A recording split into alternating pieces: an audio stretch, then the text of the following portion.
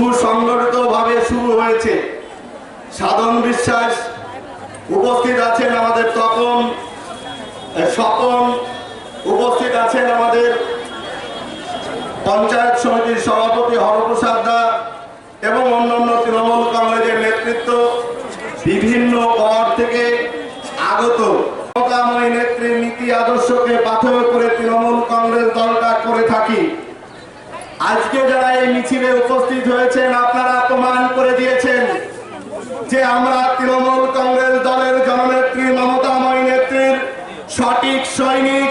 তৃণমূল কংগ্রেসের লড়াই সংগ্রামে আমরা সবাই একে অপরের সঙ্গে কাঁধে কাঁধ মিলে সুন্দরভাবে লড়াই করতে পারি। কোথায় বিজেপি, কোথায় সিপিএম, কোথায় কংগ্রেস, কাউকে খুঁজে পাওয়া যাবে না যদি আমরা এইভাবে জনজোয়ার তৈরি করে লড়াই সংগ্রাম তৈরি করতে পারি।